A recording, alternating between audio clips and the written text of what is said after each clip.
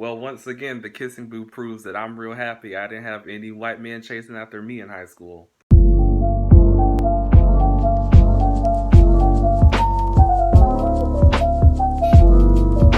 But hey guys, welcome back. Sorry you haven't seen my face for a while. I didn't feel like putting my face on that Ruby video.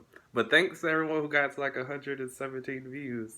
Real happy. And that one person who called me out at Reddit, you were right.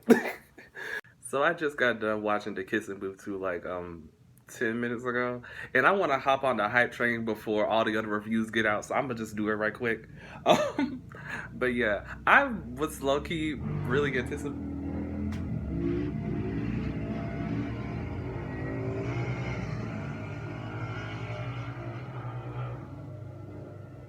That's what happens when you live in backwoods Georgia.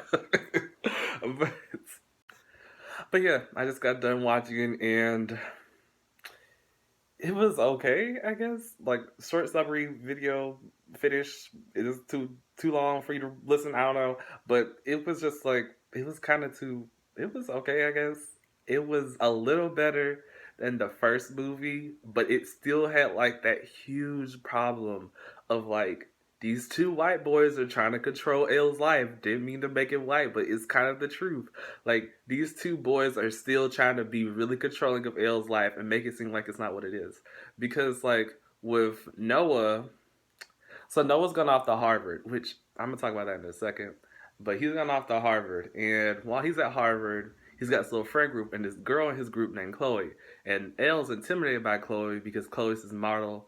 She's this model and stuff, and she's like really British and she's really polite and she's really like cute and stuff. She really was cute though. I liked her in the movie. She was nice.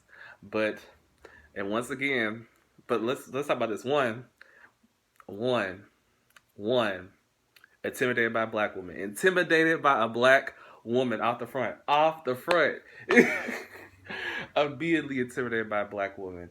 And then number two, there's the scene where she was coming in and L was like, you know how like when somebody comes greet you when you're like your partner when you two are out, like they'll hug that person first and then you're like getting yourself a little ready, but then but then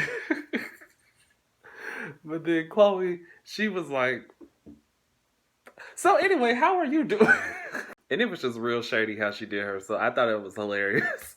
But it was that like Elle was getting kind of a little, she was getting a little like insecure, jealous about it, which I could get because she seems like real friendly. She's like kissing people on the cheek, and I know that's like British customs, but I'm like, dang girl, you ain't gotta do all that. But yeah, but it's like when she tries to tell Noah about this, he tries to just talk her out or into stuff like, oh, it's just not what it is. It's not what it seems. It's not none of that at all. Blah, blah, blah, blah, blah. But then, like, because she goes with Noah for a week. And then, when she's on her way packing to go home, she finds Chloe's earring up under his dresser. And then she starts flipping out, and then he left his phone on the thing, on like the table stand, and he's seen all these like flirty texts between them and whatever. And so Elle's like, so you just gonna be lying to me, nigga? Like this? And stuff. And then I was like, it's not what it looks. She's like, bah. And so she goes home. But back home in Los Angeles, I forgot to live in Los Angeles, honestly. But back home in Los Angeles, Elle has to deal with with Lee. Yeah, Lee. They use Flynn as like both their names, so it gets real confusing on who's sometimes. I'm so sorry. But she has to go back home with Lee. Her and Lee are like cool or whatever. They're like still best friends. But Lee's got Rachel from the first movie. But Rachel is getting really but the thing is that like Rachel is getting rightfully insecure like about it. It's because Elle is always joining them for stuff, always doing things, and Lee isn't telling her like, hey, sometimes we want to have some alone time together. And it's like that's how it is. But this stupid thing happens where it's like Rachel's kind of sick and tired of it, so she tells him like, "Hey, talk to her about let's have some alone time." But he doesn't do it. He doesn't talk to her, Elle, about it and stuff. And then Rachel is like still kind of upset because it feels like Elle isn't listening to what she wants, but Rachel doesn't know that Lee never told her in the first place. And I'm sitting here like, cause he likes Elle, like, okay, skipping a few parts, but No, Lee and Elle should just be a couple. I'm just gonna say that right now. They have the best chemistry out of everyone in the cast. They feel couple-ish already. They look good together and stuff. They have that whole stupid best friends list, which I don't get why that's even a thing. And they should just be a couple. Let them be a couple. Let them be a cool little couple because they look good together. It's like it perpetuates this whole idea that the girl always has to be with the most popular dude, and they don't. It's like not even the girl, like the character has to be with the most popular person at the end of the film, or it's over. I'm like, she could just be with Lee. Her and Lee seem like they would actually make a really cool couple together because they're already best friends. So they know a whole lot, and that would just be advanced to get to them have like maybe moments of affection. Because Lee already honestly treats Elle like his girlfriend. He does. Like it seems like him and Noah are just tag teaming her out every time, like every other week. Because it feels like that. It still has that whole thing where it feels like both of the boys are really controlling. Why am I doing that gesture? Both of the boys are really controlling over Elle and like what she wants. And because of that reason, it just feels so floppy. It feels like they want to move away from the first movie, but that's still that issue of her not finding independence away from Noah and Lee to be her own person. And I thought kind of that what the movie would be with the introduction of Marco, who honestly we can all say he is literally just a Spanish Noah. Like if you put them face to face together, they look the exact same. Like Noah legit looks like a Spanish version of Marco. Like no, I mean sorry. Marco looks like a legit Spanish version of Noah. Like they look so similar and alike. I would go out to Marco though. I'm sorry. I have a thing for Hispanic men. That's my life. But then they had this. But I thought they were gonna do it with like Marco. Sorry, I'm looking outside. Like who the hell is that? But I'm looking like I don't know. With the introduction of Marco, I thought it would be cool to have like this other character in there who like can maybe show Elle that she needs to find independence away from Lee and Noah to be her own person, and she could do that with Marco. And I was thinking, okay, that's pretty cool and stuff. And they kind of show that idea about how like he's like, hey, why are you always with these two all the time? Why are you always doing this? Haven't you found something of your own to do? Don't you just try things with other people? And she's like, oh, I guess maybe not. And stuff. And they kind of have this little bit of chemistry going on, whatever. But his character literally gets eliminated the second Noah comes back into the scene.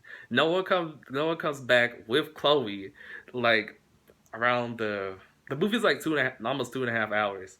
Like he comes back into the scene around like 3/4 of the movie or like one half, and when he comes back into the scene, the point of Marco is immediately done. He's immediately just shoved to the side because why? I'm like, you seem like you're happier with Marco. You don't have to worry about stuff. You don't have to deal with these stupid reputations of other people. You don't have to deal with any of this. You can just be your own person. And because of that reason, I feel happy because I'm like, wow, you're actually going to be great. But she goes back to Noah for some stupid, ridiculous reason. There's no chemistry between them. I don't get why the person who plays Noah keeps getting these type of roles. Like he has the same role that he has in this. It's the same role that he has in Euphoria. And I'm thinking to myself, why did he keep? I'm like, it's probably because he plays those roles well, so they just gotta keep giving him those roles. But I'm like, why do you keep getting venture out? Do something different. You keep getting like these villainous characters or like these kind of people with bad reputation characters, and I'm like, give him something different, agents. Give him something different. But yeah, I forgot to mention Rachel kind of breaks up with Lee because Lee didn't tell. At first, she flips out on Elle because she thinks that Elle isn't following the rule that she set in. But then she realizes that Lee never told her the rule. So it's kind of her. She's like, it's Lee's fault, so he has to break away. But you know, all these characters gotta get back together again because nothing can ever be everlasting. and stuff. You know, one book I've read, I know this is a small little tangent. One book that I read in the past was this book called Freshman. Probably one of the worst books I've ever read in my life. It is so bad. Don't recommend it to anybody. But it has this whole thing where this girl gets together with this guy that she's always had a crush on since like high school and middle school, and they get together in uni. And because of that reason, she feels like her life is now kind of satisfied, but she realizes that she was more in love with the person she made than the person that he actually is, because he's kind of like on a break with his old girlfriend.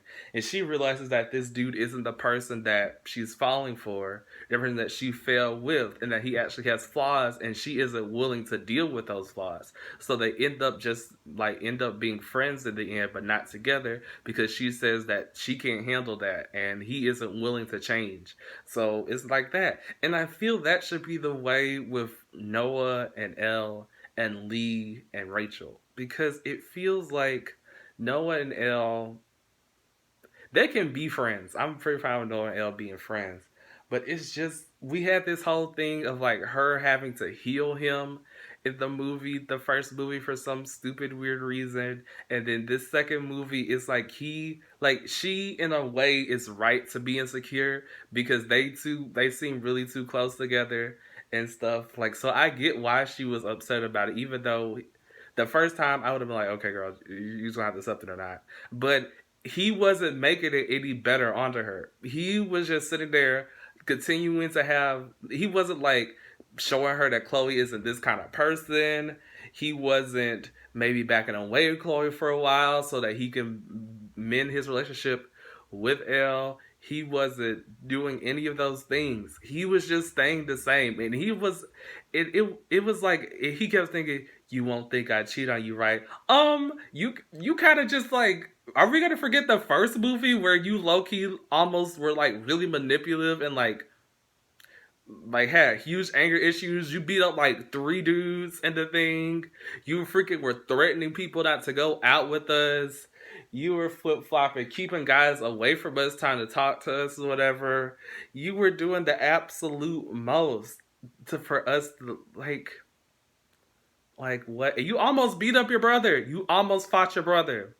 You almost fought your own Leslie Jones. Like, you almost did that. So you not gonna think we would think you would cheat on us?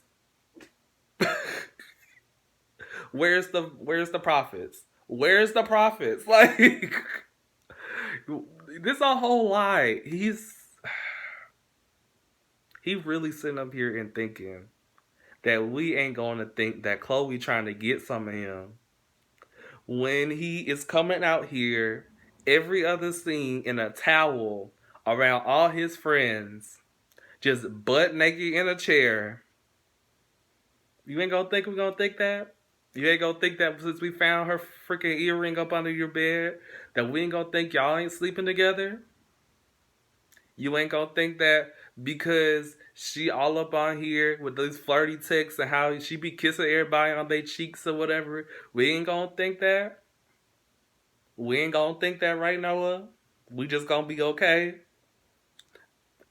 This movie made me like Elle. I didn't like Elle the first movie. This movie made me like Elle until like the last few scenes. I was like, okay, now I don't like her no more. But, so closing statements. I need movies to stop, one, keeping characters together who don't have good chemistry. Just let the characters who have good chemistry be in relationships. Unless that's how their relationship is, then explain that. Stop having people be intimidated by powerful black women.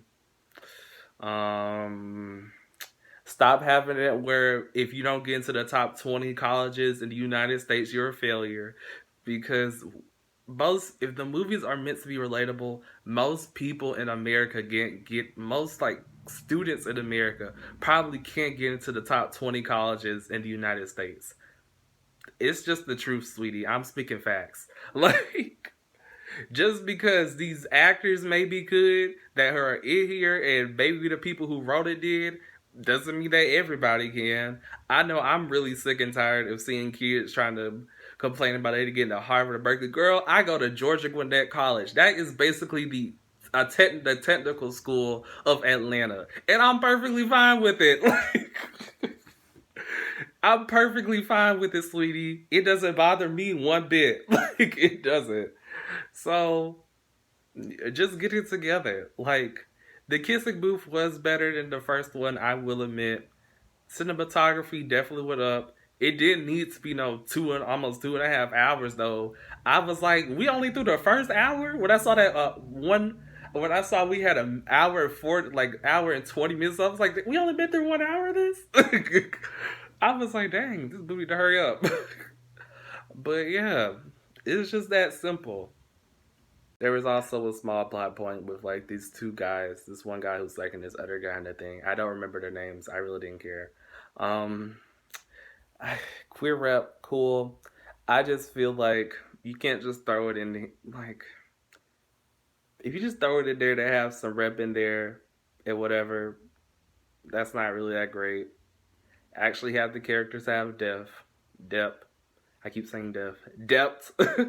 Can have the characters have depth. Actually, have them be characters except for their sexualities.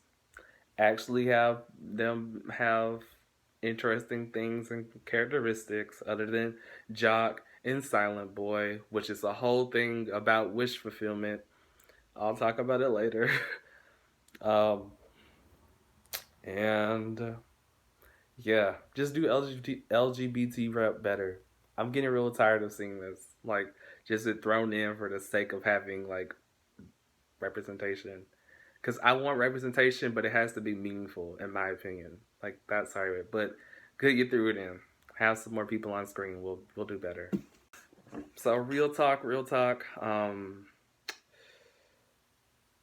Just because you aren't with the most popular boy in school, or with the most greatest jock, or the richest guy, or the richest girl, or whoever, doesn't equate to your own self worth and ideals.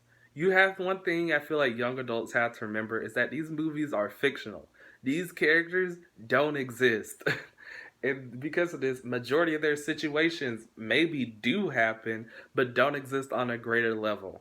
Just because, like, you don't have the like most handsomest person doesn't mean your life is boring or not good or not even great. Your life could be actually pretty cool.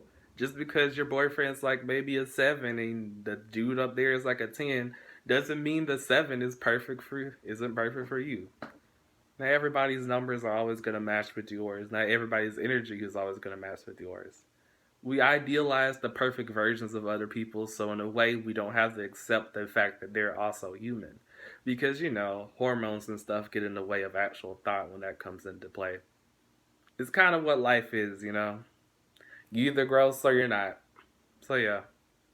Have fun with your relationship. Think of something really cool. And don't let two brothers have control over your life just because you're a girl or a boy or two siblings in general or two people. Love triangles are really stupid. They may happen in real life, but girl, we don't want to be in them. Okay, well that's it for me. I'm gonna go. Sorry I haven't been uploading a while. I'm actually doing a really big video on an anime that I watch. So I'm working on that, but I thought I'd just throw this up for you guys tonight. This has been Loose Thoughts. Like, share, subscribe. If you want to chat, we can. Leave some comments. I like to talk to people. I'll argue with you about how Elle was low-key the best character in this film. And if you actually hate her, I'll be like, girl, we can talk about that throughout the night. Late in the midnight hour. That's going to be me. But yeah. Bye.